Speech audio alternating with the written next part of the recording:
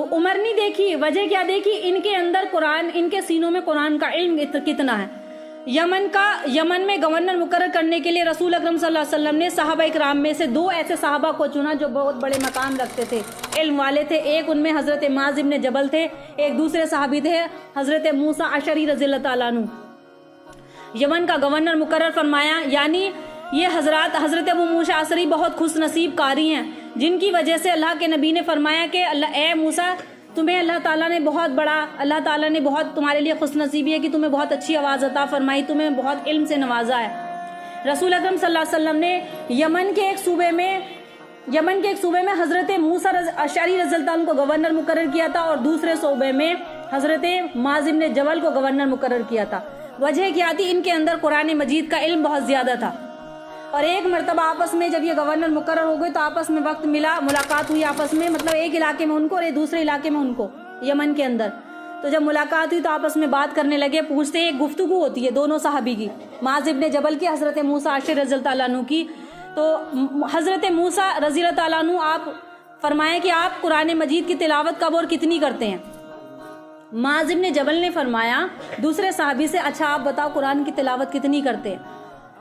تو وہ فرمانے لگے، حضرت موسیٰ اشعری تو بیٹھے بیٹھے پر فرمانے لگے کہ میں تو بیٹھے بیٹھے، کھڑے ہو کر، سواری پر، چلتے پھرتے قرآن کی تلاوت کرتا ہوں، بیٹھے بھی، کھڑے بھی، چلتے ہوئے بھی، سواری پر بھی، سفر میں بھی، تو میں تو چلتے پھرتے قرآن کی تلاوت کرتا ہوں۔ اب دوسرے صحابی حضرت موسیٰ اشعری نے دوسرے صحابی سے پوچھا، حضرت معاذ بن جبل سے، اچھا تم بتاؤ تم قرآن کی تلاوت کتنی کرتے ہو؟ تو وہ فرمانے لگے، میں تو پہلی رات میں سو جاتا ہوں اور کچھ نیند پوری کرتا ہوں، پہلے حصے میں سو جاؤں گا، پھر نیند پوری کروں گا، اس کے بعد اٹھوں گا اور پھر تلاوت کرتا رہوں گا، ثواب کی نیت سے سوتا ہوں اور ثواب کی نیت سے اٹھتا ہوں، یعنی کہ رات میں سوتا بھی ہوں، تہجد بھی پڑھتا ہوں اور قرآن کی تلاوت بھی کرتا ہوں۔ سیدنا عمر فاروق اعظم رضی اللہ تعالیٰ عنہ خود قرآن مجید کے حافظ تھے اور عالم قرآن بھی تھے، بہت قرآن کا علم اللہ تعالیٰ نے ان کو عطا فرمایا تھا۔ اپنی مجلس میں، اپنے شورا کی مجلس کے رکنیت کے لیے جو ان کے اندر یہاں پر جو شورا میں جو لوگ جمع تھے، صحابی تھے، تو وہ بھی قرآن کے عالم تھے، بعض قرآن کے عالم تھے، بعض قرآن کے حافظ تھے۔ ایک حافظ قرآن ہوتا ہے، دیکھو ایک عالم قرآن ہوتا ہے۔ حافظ قرآن صرف قرآن کی آیتوں کو یاد کرتا ہے، عالم قرآن قرآن کا علم رکھتا ہے کہ اس کی آیت ترجمہ کیا کہتی ہے۔ ایک عاشق قرآن ہوتے ہیں جو قرآن کے سے عشق رکھتے، عشق جیسے محبوبہ سے عشق ہوتا ہے کہ ہر جگہ محبوبہ نظر آتی ہے، تو قرآن کے جو عاشق ہوتے ہیں انہیں ہر جگہ قرآن نظر آتا ہے، چلتے پھرتے قرآن کی تلاوت کیا کرتے ہیں۔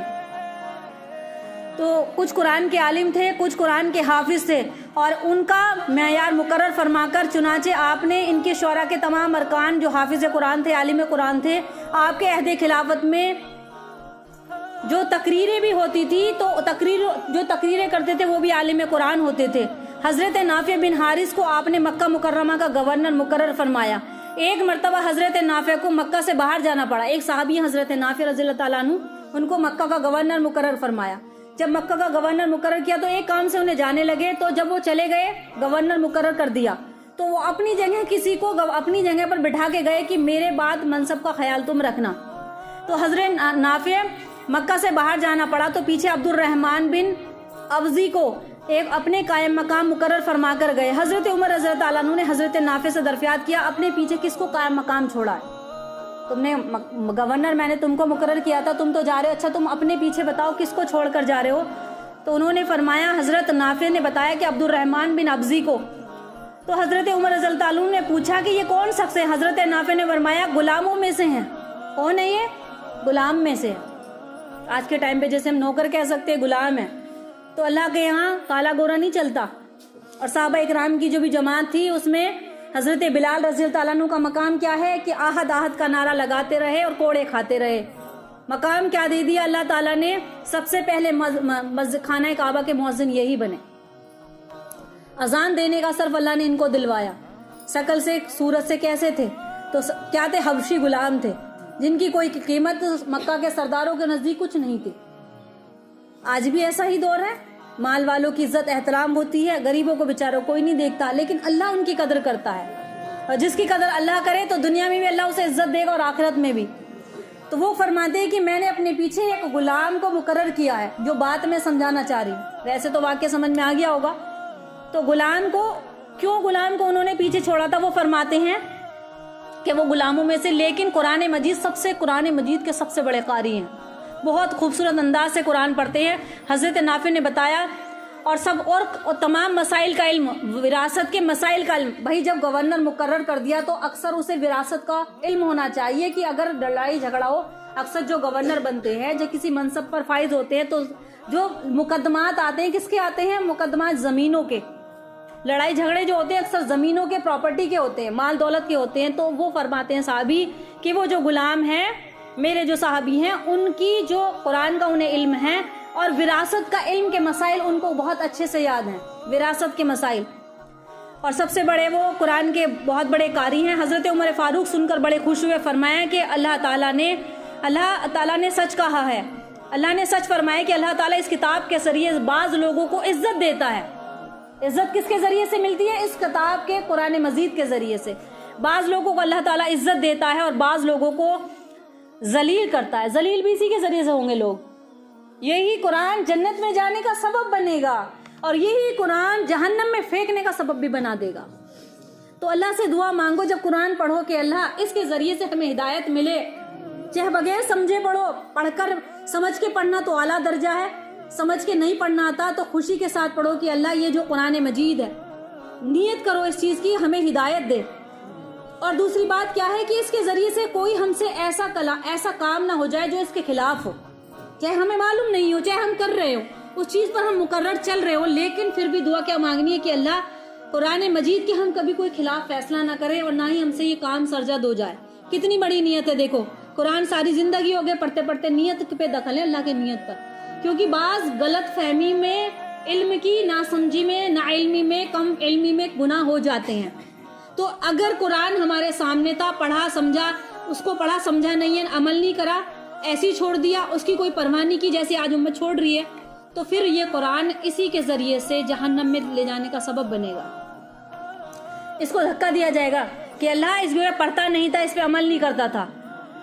تو کیا فرمایا حضرت عمر نے؟ یہ قرآن لوگوں کو عزت بھی اسی کے ذریعے سے ہے اور جہنم میں یعنی کہ ذلت بھی اسی کے ذریعے سے ہے. بعض لوگوں کو یہ ذلیل کرے گا. قرآن مجید کے ساتھ صحابہ اکرام تابعین نظام کے اس قدر گہرا تعلق تھا, اتنی اس سے ذوق تھی, اتنی محبت تھی قرآن مجید کے ساتھ. ان تمام فیوز اور برکات سے وہ مالا مال تھے جن کا اللہ اور اس کے رسول نے ان کو حکم دیا تھا اور فرمایا تھا اپنی انفرادی زندگی میں ایمان, تقوی, نیکی, دیانت, صداقت, امانت, قناعت اور صبر اور شکر سے اوصاف حمیدہ سے اس طریقے سے متصف تھے کہ ان کے بعد دوسرے ایسے لوگ اللہ نے پیدا ہی نہ فرمائے. ایسے جڑے ہوئے تھے قرآن سے, ہر وہ نیکی ان کے اندر تھی, اس کے بعد اتنے اوصاف ان کے اندر تھے, اس کے بعد اللہ نے ایسے لوگ پیدا ہی نہ فرمائے. اور قرآن مجید کی برکت سے ان کا معاشرہ عدل سے, انصاف سے, احسان سے, ہمدردی, قربانی سے, باہم بھائی چارے سے, محبت اور سلامتی سے, خوشحالی کے ساتھ, خیر اور برکت کے لحاظ سے اپنی مثال پر قائم تھا. پھر سب سے بڑھ کر قرآن مجید پر عمل کرنے کی وجہ سے اللہ تعالیٰ نے ان کے مقام کو اونچا کر دیا. قرآن مجید کی تعلیمات کا نتیجہ یہ تھا کہ مسلمانوں کے دلوں سے کفار کی طاقت اور ان کے غلبے کے ڈر سے وہ ہمیشہ کے لیے ہیبت جاتی رہی. اور اپنے عہد تابعین میں جب مسلمان عرب ممالک سے نکل کر دوسری سرزمینوں پر گئے تو وہاں پر انہوں نے فتح کے پرچم لہرا دیے. اندلس کے اندر صحابہ کرام جب گئے, اندلس پر مسلمانوں کی اتنی ہیبت چھا گئی کہ اسلامی لشکر کو دیکھ کر سب لوگ دور ہو جایا کرتے تھے, ان کے سامنے کسی کی نہیں چلتی تھی. وجہ کیا تھی؟ قرآن کا علم اور قرآن پر عمل, اور قرآن پر عمل یعنی کہ اللہ اور اس کے رسول کی اتباع تھی.